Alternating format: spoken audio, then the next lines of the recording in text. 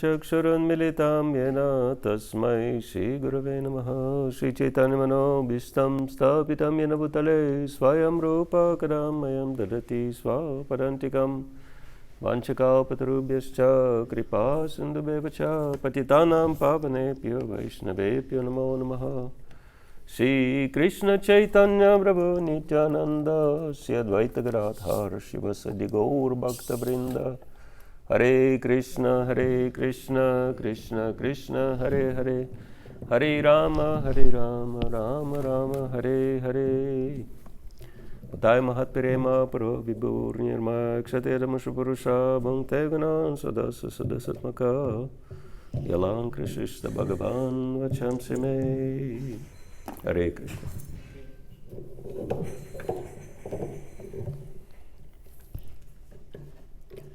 So this morning we are reading 9th canto of Srimad Bhagavatam, chapter 8, text 23. We have book Bhagavatam. That's preferable. Om Namo Bhagavate Vasudevaya. Om Namo Bhagavate Vasudevaya. Om Namo Bhagavate Vasudevaya.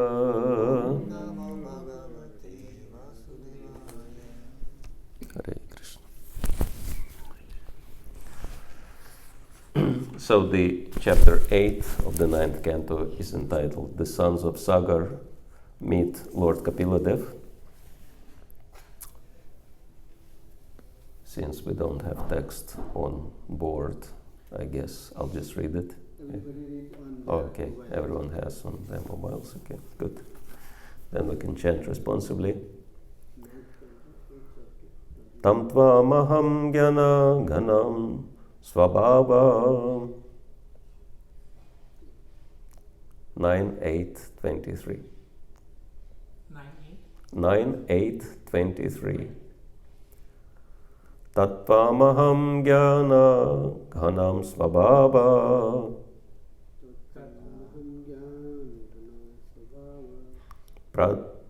Pradvastamaya guna bheda mohai.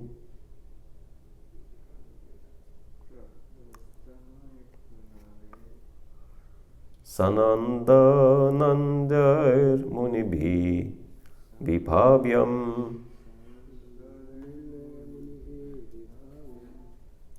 Katham Vimukta Paribhavami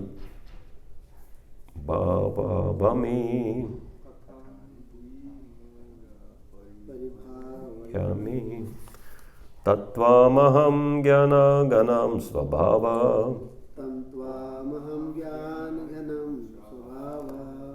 Pradvastamaya guna bheda mohai.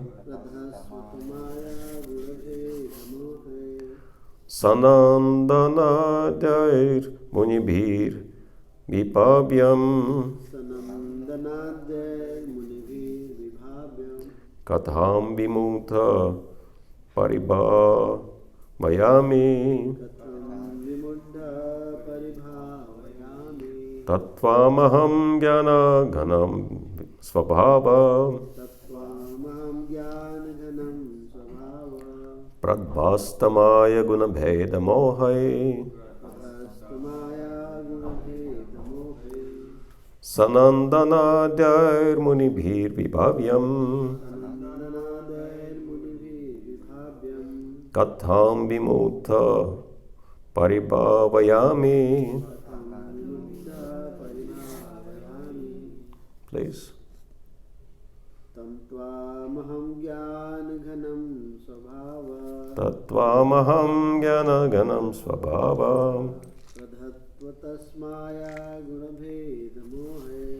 Pradvastamaya guna bheda mohai. Sanandana munibhir vibhavyam. Katham vimukta paribhavayami.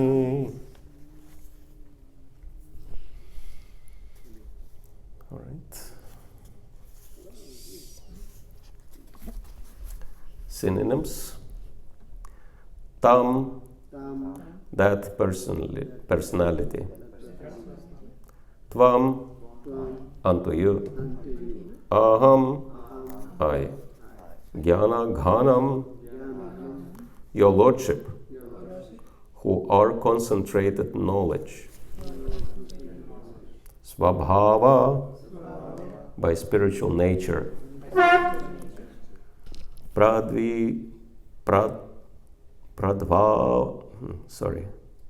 Pradvasta, free from contamination.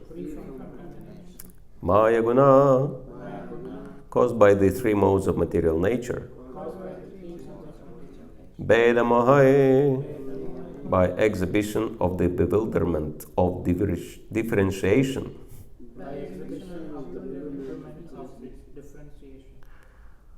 Sanandana Adyai, by such personalities as the four Kumaras. Sanat Kumar, Sanaka, Sanandana, and Sanatana. Munibi, by such great sages. Vibhavyam, worshipable. Kadham, how? Vimudha, being fooled by the material nature. Paribhavyami, can I think of you? Translation purport by His Divine Grace A.C. Bhaktivedanta Swami, Srila Prabhupada Ki Jai.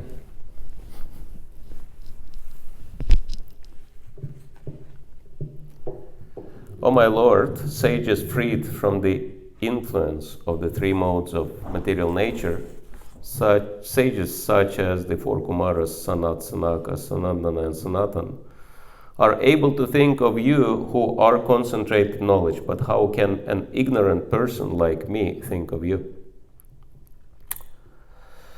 Purport. The word Svabhava refers to one's own spiritual nature or original constitutional position. When situated in this original position, the living entity is unaffected by the modes of material nature. Sagunan samatitya itan brahmabhuya kalpate. Bhagavad-Gita 14:26. As soon as one is freed from the influence of the three modes of material nature, he is situated on the Brahman platform. Vivid examples of personalities thus situated are the four Kumaras and Narada. Such authorities can by nature understand the position of the Supreme Personality of Godhead. But a conditioned soul not freed from the influence of material nature is unable to realize the Supreme. In Bhagavad-Gita 2.45, therefore, Krishna advises Arjuna, Traigunya Vishaya Veda Nistraigunyos Bhavarjuna. One must rise above the influence of the three modes of material nature. One who stays within the influence of the three material modes is unable to understand the Supreme Personality of Godhead. Srila Prabhupada Ki Jai.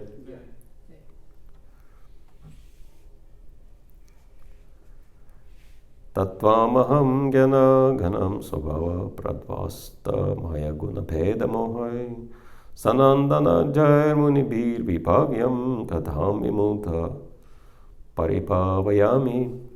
O my Lord, sages freed from the influence of the three modes of material nature, sages such as the four Kumaras, Sanat, Sanaka, Sanandana, and Sanatan, are able to think of you who are concentrated knowledge. But how can an ignorant person like me think of you? So this is a very interesting story. How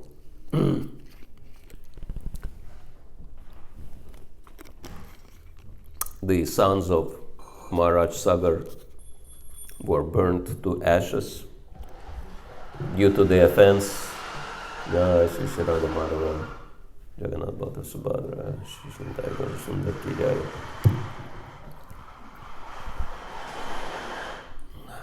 So the sons of Maharaj Sagar were burnt to ashes due to the offense of Lord Kapiladeva. And now the great grandson of Sagar Maharaj, who was Amshuman. He went and he came to Kapila ashram, and then he met Lord Kapiladeva, and we can see that he is treating Kapiladeva very respectfully. And so this is one of the statements he makes addressing Lord Kapiladeva. And so it's very interesting. He says that fully realized souls who are above the material modes can understand you because you're transcendental knowledge personified, but ignorant people, foolish people like me, they cannot understand you. And it's very interesting. His grandfathers, right? They thought they figured the situation out. They thought, okay, that the sacrificial horse is next to Kapiladeva, so he must be the thief, right? So they thought they know everything, but they proved to be ignorant, and they faced the reaction for their offense. But Amshuman, he understands that this is the Supreme Lord, but he says, I am foolish and ignorant. That's very interesting. And very instructive also, because it is very typical for human beings. Those who know, they think they don't know, and those who don't know, they think they know everything. And even in modern science, there is a very interesting phenomenon which is called Danian Kruger effect. Anyone heard of this Danian Kruger effect? Yes, no? Anyone interested to know what is the effect? Yes. So the effect is, and they study it, of course they are interested in businesses, etc.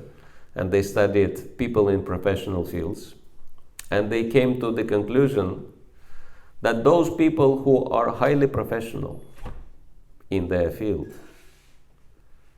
they underestimate themselves. But those people who are ignorant, they overestimate themselves. This is very interesting. And the rationale behind that is that highly qualified people, they have very high standard, and they measure themselves against that very high standard, and they see their deficiencies.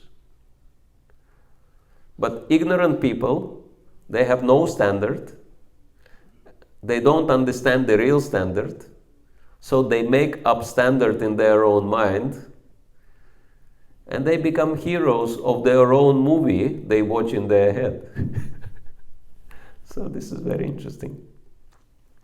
And we can see how it is happening, right? That Vaishnavas are always very meek and humble, right? Trinada Pisanichanada Rorapisa Ishnana Manina Vanadana Kirtanya Sadahari. They're always respectful, tolerant, and humble.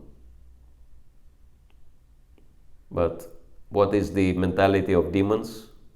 Ishwaraham, aham bhogi, siddhoham balavan sukhi, right? I am God, Ishwaraham. Yeah, it's straightforward. Why do I need God if I see God every day in the mirror? Right? Some people say, I didn't believe in God until I realized that I am God. Now I have full faith. And so, Ishwaroham, aham bhogi, I am enjoying, right, life. Siddhoham, I am perfect. I have nothing to work on, right? because I'm already perfect. And Balavan, I'm very powerful, Sukhi, I'm very happy. So, very interesting. And in here, this verse and purport speaks about rising above the modes of nature. But there is one important condition we have to meet before we start rising through the modes of nature. And anyone can guess what is the condition? What is the first important step?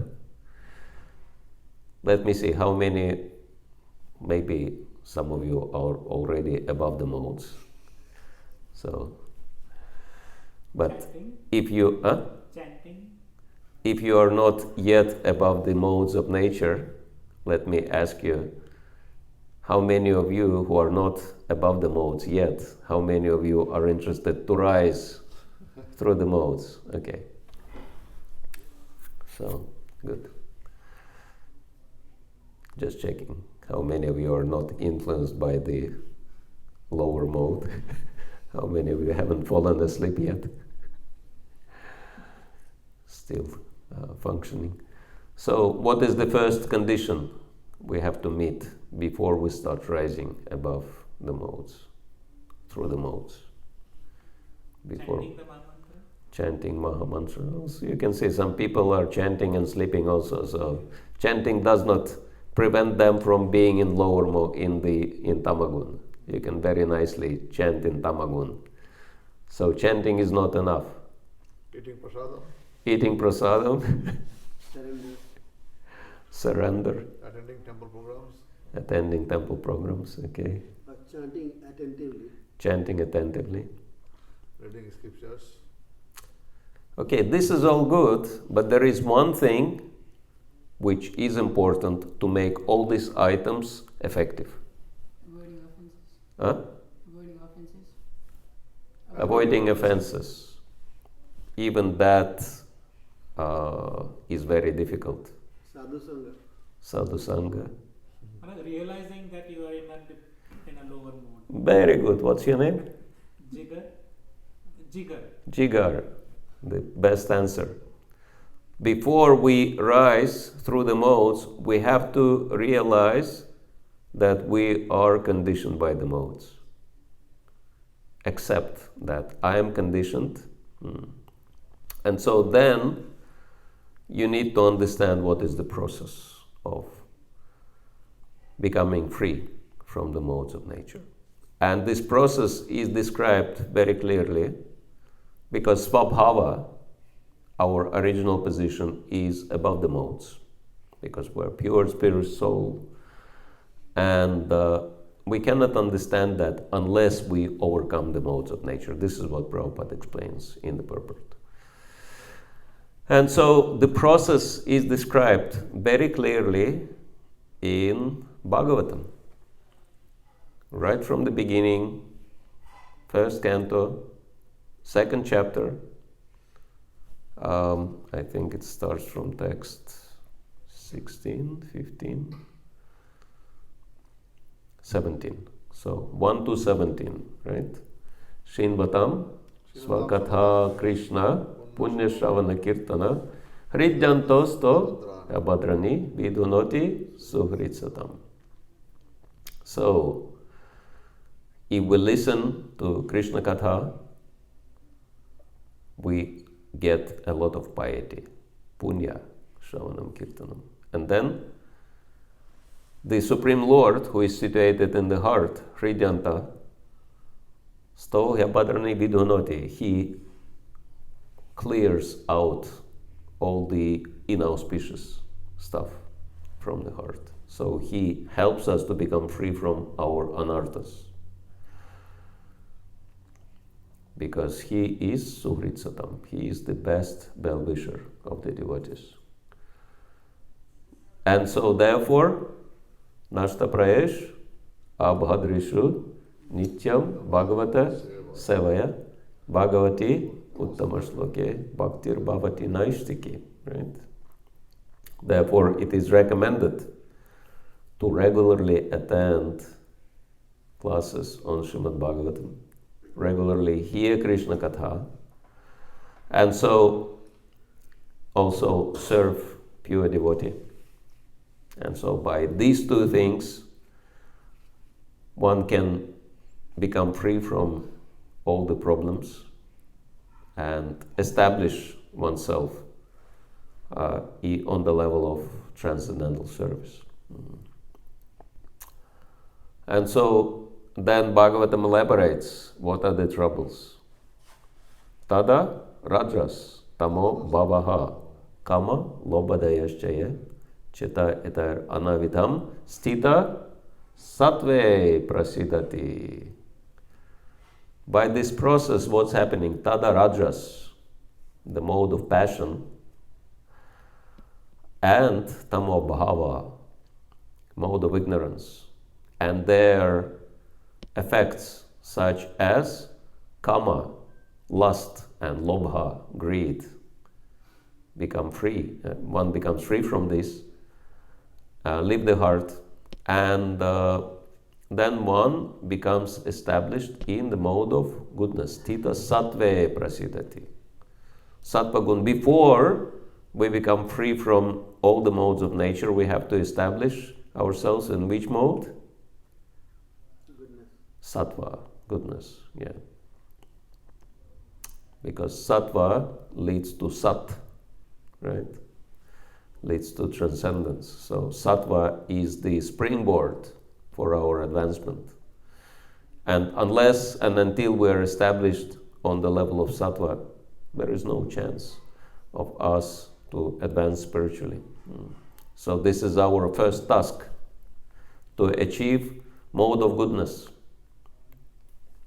And then evam prasanna manaso bhagavad bhakti yogataha bhagavat tattva vijnanam mukta sangasya jayate. Right? Then evam prasanna manaso, you can become very happy. Prasanna. Bhagavad bhakti yogataha. I think prasanna is the same in Hindi, right?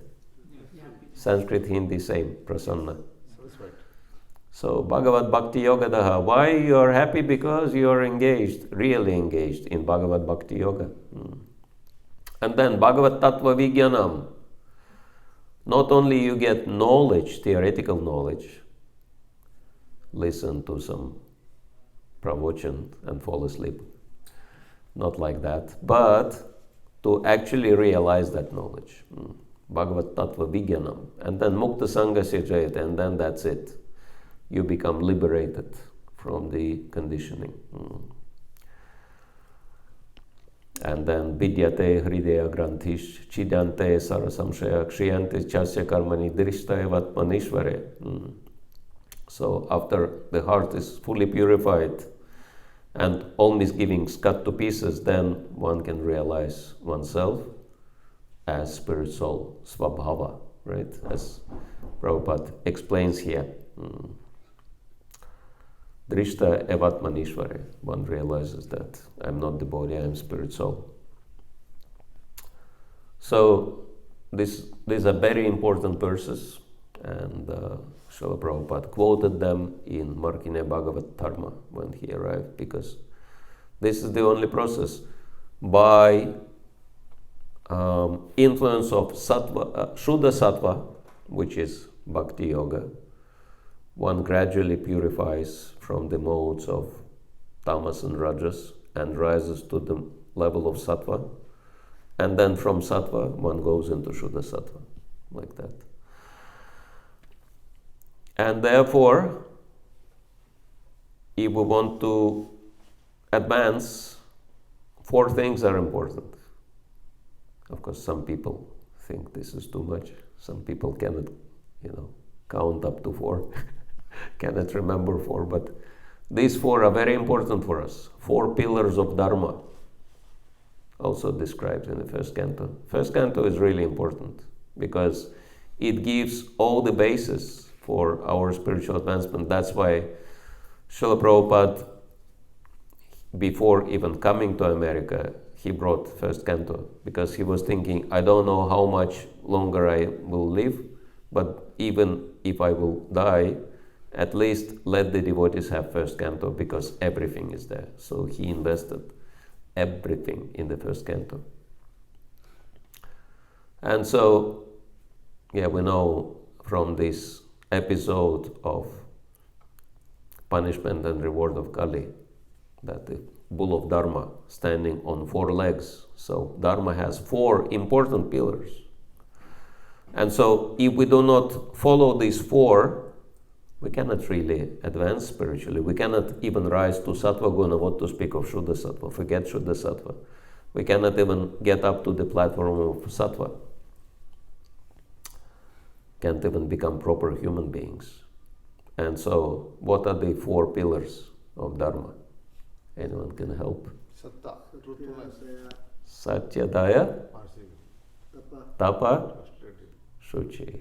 Satya, Daya, Tapa, Shuchi. We all have to know this by heart, even if somebody wakes you up in the middle of the night. What are the 4 pillars of Dharma? Satya, Daya, Tapa, Shuchi. Let's repeat all together. What are the 4 pillars of Dharma? Satya, Daya, Tapa, Shuchi. 4 regular principles are connected to these 4, right? We understand.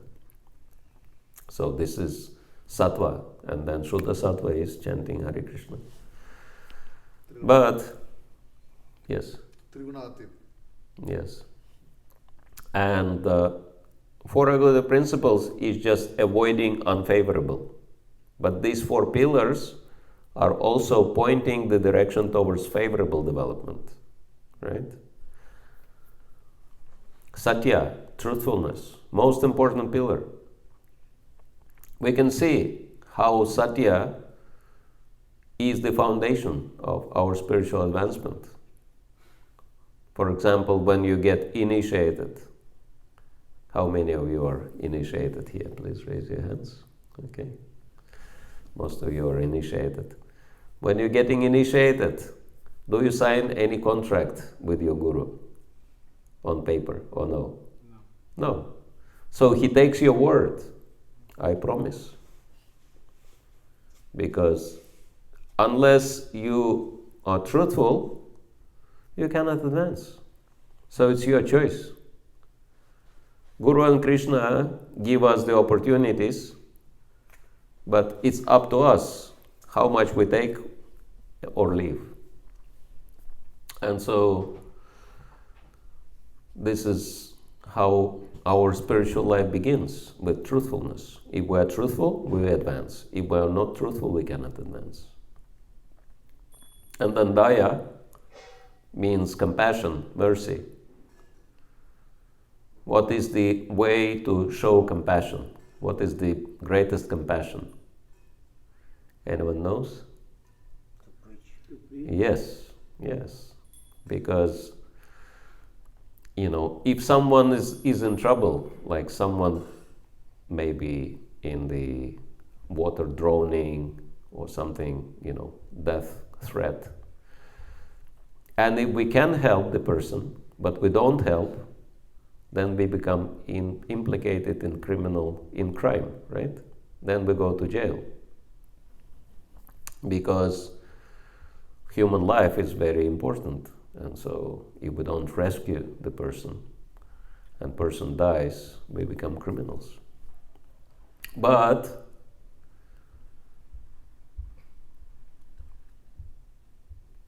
people die repeatedly. Die, take birth, die again, take birth, die again. So if we do not give them Krishna consciousness, we do not save people not just from one death, but from unlimited deaths and unlimited troubles. So that's why giving people Krishna is much greater compassion than even like giving material help. And sometimes this compassion can take different forms. Sometimes preaching can be very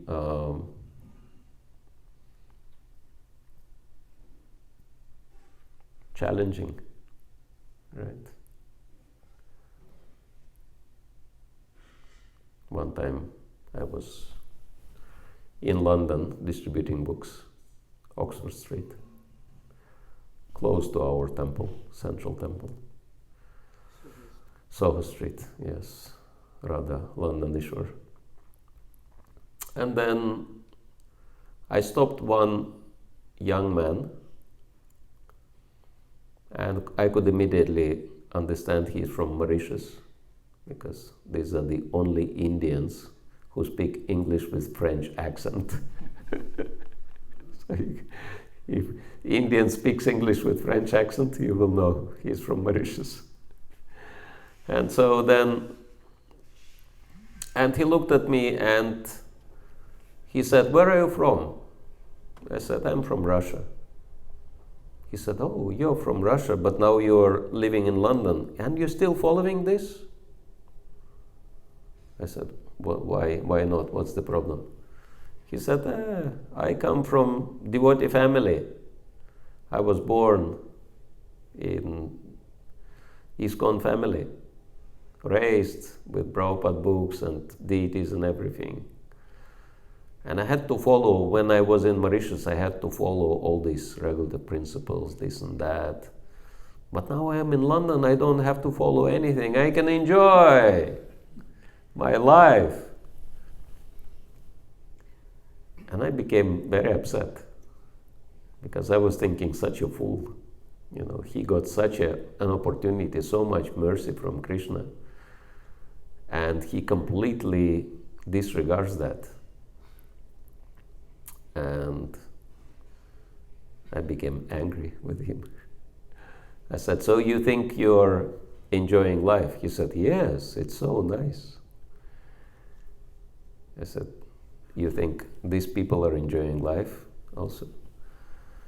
What kind of enjoyment is that? It's animal life.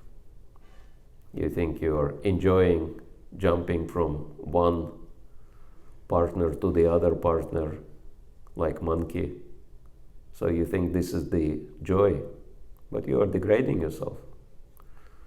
You're acting like monkey. You were born like proper human being, but now you degrade yourself to the level of monkey." Normally we don't say these kind of things to people, right? But somehow I became so upset. I decided to tell him the truth. So I said, "You're acting like monkey, and you already start looking like monkey. Look at your own face. You don't look like human being anymore."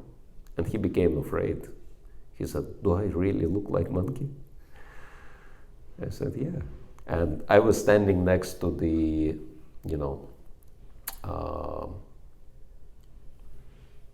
next to the glass window of the cafeteria. And so he ran to the glass window to look at himself. And he said, "It's true. Now I look differently from how I used to look before. So what do I do now?"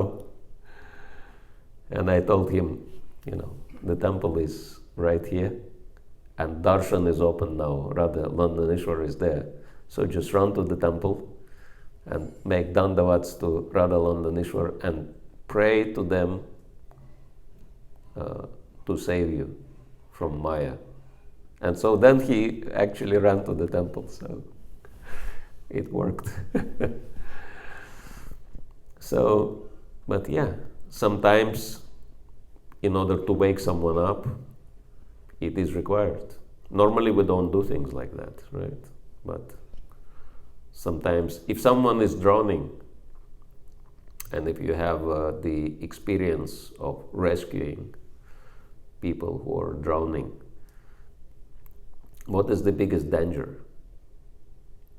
That those whom you are trying to rescue might grab on you, and then you can also go underwater.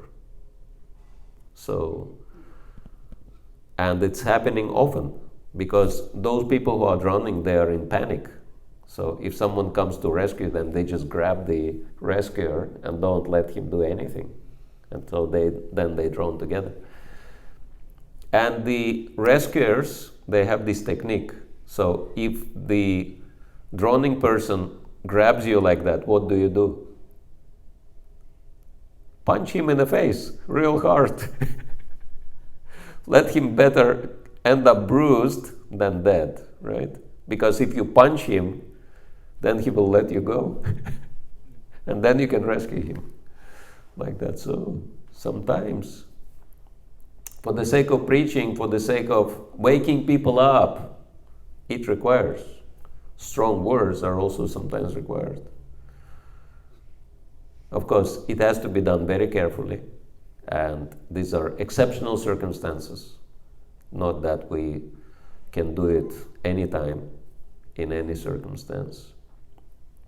Because normally, we have to follow tapa, right? Principles. What is the tapa? Our austerity, is it like standing on the head, sleeping on the bed of nails, or meditating, being submerged in ice-cold water? Do we have these recommendations for austerity in our practice? No. We learn from Bhagavad-Gita that those austerities which torture the elements of material body and disturb the super soul within, who is performing these kind of austerities? Anyone remembers? Demons performing these kind of austerities. So these austerities are not recommended for Vaishnavas. What kind of austerities Krishna recommends in Bhagavad-Gita? Yes, that's chapter 17, texts 14, 15, 16, very important texts. Austerity for the body, austerity for the mind, austerity for the speech. And so, austerity for the body is to show respect to superiors, to be clean, celibacy, etc. So these are austerities for the body. Austerities for the mind, to be very simple, etc. And austerities for speech, anudbega karambakyam, to speak in such a way that it doesn't disturb people, that people don't become offended. Satyam, at the same time we have to tell the truth, but how shall we say the truth? Priyam, in a pleasant way, and hitam, so that it gives benefit. So this is the rule. One might approach it. But there are rules, but sometimes there are exceptions. Sometimes, no matter how much you try, but you cannot say the truth in a pleasing way. So you have to say the truth anyway, right? So this is what Prabhupada explains. Because sometimes, it requires to tell people straightforward what's wrong for their benefit, to help them. Of course, one has to be expert and have appropriate position for that. If someone is not expert and don't have appropriate position, then it might bring adverse effect. And shuchi, cleanliness. Once Srila Prabhupada was talking to one man, and also followers of Sanatana Dharma, and this man told Srila Prabhupada,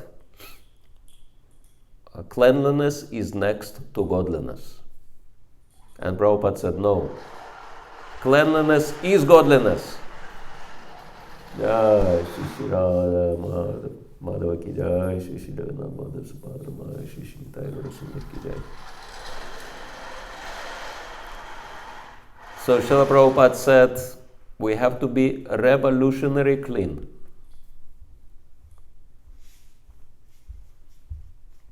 But nowadays we can see that cleanliness standards are very, like in most of our temples, we can see that standards of cleanliness are between low and no, right? In this range, either low standards or no standards. But how can we advance spiritually if we don't keep ourselves clean, if we don't keep our environment clean? Because unless we are in clean environment,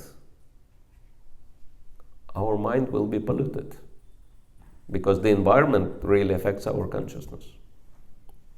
So these four things are really important for us to start advancing. And then, once we took care of these things, then chanting and devotee association, all the wonderful things you mentioned will have the effect.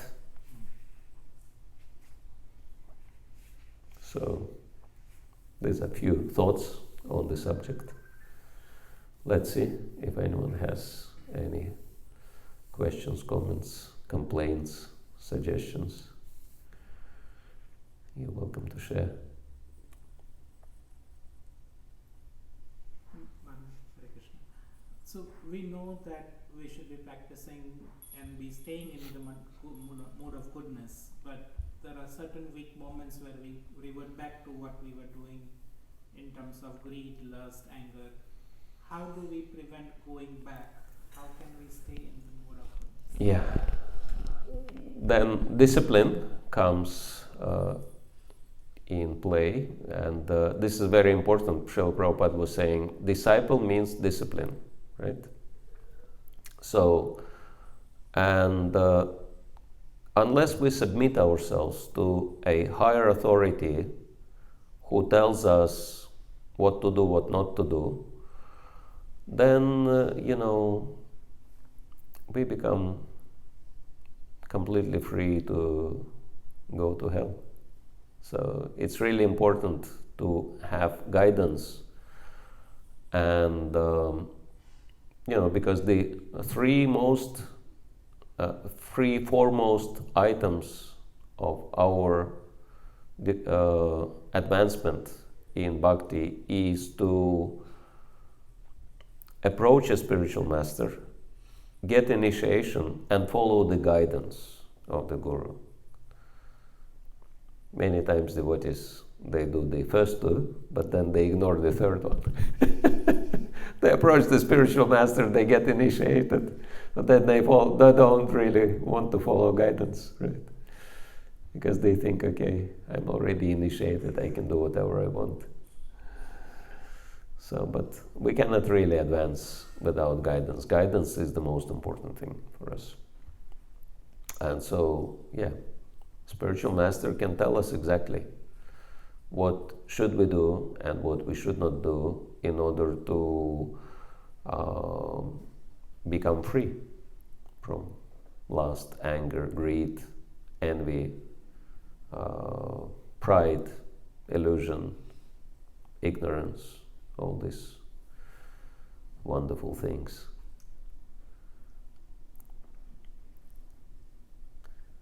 We have to have serious interest and understand that unless we are guided, we cannot really advance. Otherwise, the whole process just become a bunch of dead rituals which give no benefit, absolutely nothing. And then, we might get stuck around the devotee association for years, but then looking at our own lives realize that nothing changed. I remain the same. And it's very sad. That's why it says that you can bring the horse to the water, but you cannot force the horse to drink water. So that's why it's our responsibility. If we want to advance, we need to take guidance.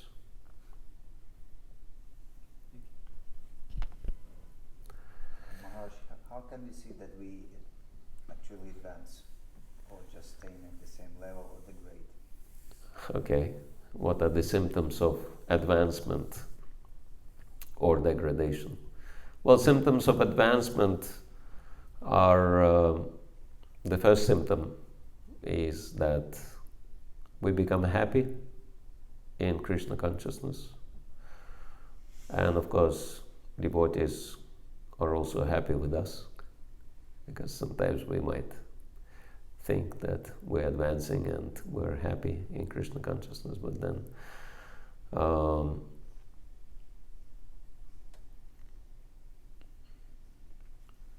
it's like one disciple of Srila Prabhupada came to him and he said, Srila Prabhupada, I want your blessings, that I'm kind of tired of staying in the temple. I want to move out. So can you please give me your blessing? Prabhupada said, yeah, okay. And I want to get married, get job, this and that. So can you give me these kind of blessings? Prabhupada said, yeah, sure. And then few other things he asked, so Prabhupada said, okay, bless you. And then he left being very happy, and he met Prabhupada's secretary, and he said, I got so many blessings from Srila Prabhupada. And he was asking, what did you get the blessings for? And then after he explained, he said, was Srila Prabhupada very enthusiastic to give you blessings? He said, he didn't look like very enthusiastic, but he said, he's blessing me. He said, actually, Srila Prabhupada gave up on you. He realized that you're not going to be his disciple anymore. And so you actually destroyed your connection with Srila Prabhupada in such a way. And then this disciple became very worried, and then he came back to Srila Prabhupada and he said, this is what secretary told me. That actually you gave me your blessings, but in reality you just gave up on me. And Srila Prabhupada said he was right. But he said, why then you gave me all these blessings? And Srila Prabhupada said, what can I do? Because you wanted to do these things anyway. So if I would not give you the blessings, then it would not change anything. So I agreed. But you were telling me what you wanted to do, but you never asked me what I wanted you to do, right? So that's really important. That sometimes we think that Krishna consciousness is, for my benefit, and Krishna should fulfill all my desires, and I should enjoy happily my life, and Krishna should render all kinds of services to me. But actually this is Kaitava Dharma, right? Cheating religion, because we are meant to serve Krishna, we are meant to serve Guru, we are meant to serve Vaishnavas. Of course, Krishna fulfills anyone's desires anyway, and we can get blessings from Vaishnavas for anything we want. But ultimately we have to decide what we want. Do we want to get stuck in this material world forever, trying to enjoy, or we want to really become Krishna conscious? And so yes, these two symptoms are very important, that we become happy by performing devotional service. That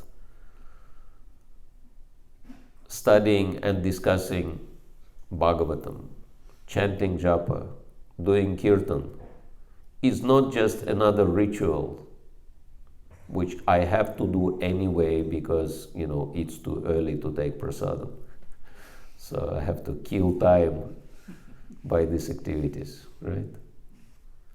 So I feel enthusiastic about processes of devotional service. That's the first sign of advancement. And second is that Guru, Krishna and Vaishnavas are also happy with me. Does it mean that our relations with Vaishnavas are free from any kind of apparatus? Yeah, of course. We become free from offenses otherwise. Offenses are the main stumbling block in our advancement. So yeah, that's why Bhaktivinoda Thakur says, Aparada shunya hoy loho Krishna nam. That make sure you don't perform any austerities, and then you can chant holy name without any. Yeah, but incessantly chant the holy name. So yeah, because we are making offenses, that's why we don't have taste for chanting the holy name and no interest. Then it becomes burdensome obligation, 16 rounds, right? So many, so much, right? But if we develop taste, we, as Prabhupada would say, that when we become free from offenses in our chanting, then we'll be asking ourselves, why do I have to chant only 16 rounds? Why not 16,000 rounds? So this is the sign of advancement.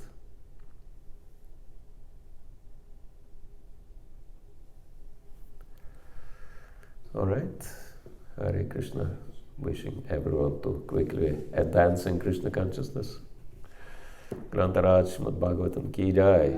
I hope you also wish me the same thing. So Prabhupada ki jai, Gaur Premanande. Thank you.